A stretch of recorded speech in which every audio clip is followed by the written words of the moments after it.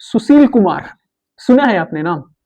ये है बिहार के और 2011 में इन्होंने पहला एज ए इंडियन कौन बनेगा करोड़पति से 5 करोड़ जीता था। क्या अब उनके बारे में आपको पता है? मैं आपको उनको छोटी सी स्टोरी बताता हूँ। ये है हमारे बिहार से और इन्होंने 5 करोड़ रुपया 2011 में पहला कंटेस्टेंट थे जो कि जीते थे। ये एक टीचर थे, कंप्यूटर पढ़ाते थे स्कूल्स में और उन्होंने आईएएस का कुछ सपना देखा था, उसका प्रिपरेशन करते थे और समहाउ इनको मिली चांस और ये कौन बनेगा करोड़पति 2011 में गए और बड़े ही मस्त खेले। भाई साहब ने, आपको याद होगा जब उन्होंने जीता था तो अपने बोतल लिया था पानी में और अपने ऊपर डाल लिया था। बाद में बताया था कि यार इतना गर्मी हो गया था कि वो बर्दाश्त से बाहर था। और ये बिल्कुल सही बात है, जब आप इस हाई पे पहुंचते हो ना एकदम से, तो ऐसा होता है। उसके बाद जिंदगी बहुत ही चेंज हो जाती है, ठीक है। 5 करोड़ जीते। मैं पूरा कैलकुलेशन जब बैठाया तो मैंने ये पाया कि इनके हाथ में कुछ 3.5 करोड़ के आसपास पैसा लगा हुआ इनके पास आया। हुआ क्या कि इनकी जिंदगी रातों रात बदल गई और जब रातों रात कोई चीज बदलती है तो हमें बड़ा ध्यान रखना है। अगर आप रातों रात अमीर बन गए तो बहुत जरूरी नहीं है कि आप अमीर ही रहोगे, आप गिर भी सकते हो। एक कोट है, एक बंदे से पूछा गया कि यार जितने अंबानी के पास पैसा है ना, वो सारे बंदों में इंडिया में बांट देना, सबको में भी 1 करोड़ रुपया मिल जाएगा, तो बांट दो ना, क्या दिक्कत है। तो दूसरे बंदे ने बताया, या अंबानी ने ही बोला कि अगर मैं बांट भी दूंगा ना, फिर अगले कुछ सालों में वो सारे पैसे मेरे पास आ जाएंगे। तो ये होती है बेसिकली, अमीर जो होते हैं उनको पता है कि पैसे को कैसे लाना है, लेकिन जो माइंडसेट बहुत जरूरी है। आपके पास रातों रात पैसा आ गया और आपको पता ही नहीं है कि पैसे को कैसे काम पे लगाना है, तो भैया फिर से आपका हालत वही हो जाएगा। ये एक बहुत ही प्रैक्टिकल एग्जांपल है, समझते हैं इनके बारे में। थोड़ा सा मैंने थोड़ा बहुत रिसर्च किया तो मुझे क्या समझ में आया वो मैं आपको थोड़ा सा समझाता हूँ। जब इन्होंने जीता तो बैक टू बैक ये एकदम से हीरो बन गए, ठीक है। बिहार के एकदम सारे मीडिया हाउस इनके पीछा करने लग गई, इनके जो हीरो जैसा जो एंट्री होने लगी। फिर इन पे ना थोड़ा प्रेशर आया रोज सक्सेसफुल दिखाने का। अब आप एक बार करोड़पति जीत गए हो, अब डेली डेली आप थोड़े दिखा सकते हो कि मैं अब ये कर रहा हूँ वो कर रहा हूँ। तो इन्होंने कुछ चीजें ऐसी ऐसी की कि जैसे कुछ बिजनेस में पैसे डाल दिए, एक घर बनवाए, बहुत अच्छा काम किया, घर बनवाना भी चाहिए। एक कुछ बिजनेस, अब मीडिया आके रोज पूछे कि भैया आप क्या कर रहे हो आप। अब जहां पे भी जाए लोग पूछ रहे हैं अब क्या कर रहे हो, यार आप तो करोड़पति हो, क्या कर रहे हो इतने पैसों का। उनमें एक प्रेशर आया और उन्होंने झूठ मूठ का कुछ बिजनेस स्टार्ट कर दी, कुछ वेंचर्स में पैसा लगा दिए, कुछ इधर बिजनेस में लगा दिए, अपने भाई के कुछ स्टार्ट करवा दिए और वो सारी अनफॉर्चुनेटली बिजनेस चली नहीं, क्योंकि बहुत ज्यादा उसमें प्लानिंग था नहीं। और जो पीयर प्रेशर है वो उन पे हावी रहा बहुत दिन तक।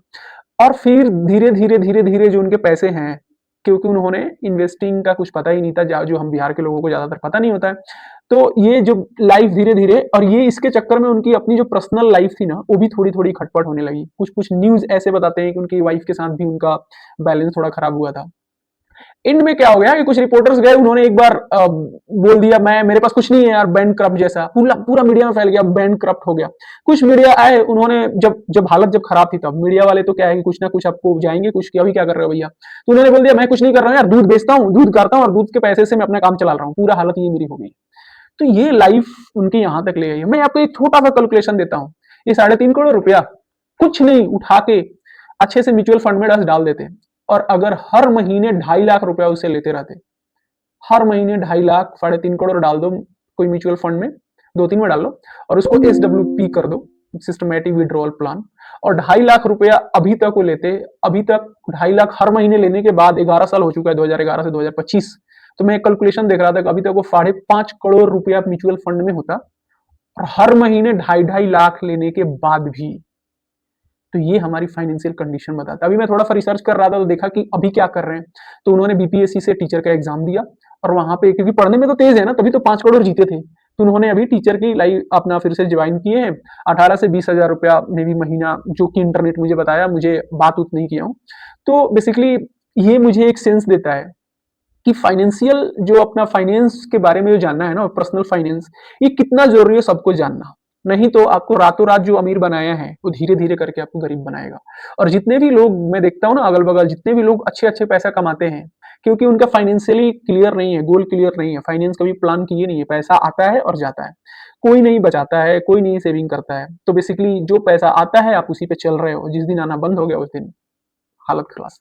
तो ये एक स्टोरी मैंने जब देखा तो मेरे को लगा कि यार ये शेयर करना चाहिए, क्योंकि ये हम पूरा आई थिंक कौन बनेगा करोड़पति पूरा इंडिया देखता है, और उसका एक प्राइम एग्जांपल है कि कैसे रातों रात किसी बंदे को करोड़पति बनने के बाद उसके 11 साल बाद बनना अननोन है फिर से, वो बंदा कहीं और भी हो सकता था।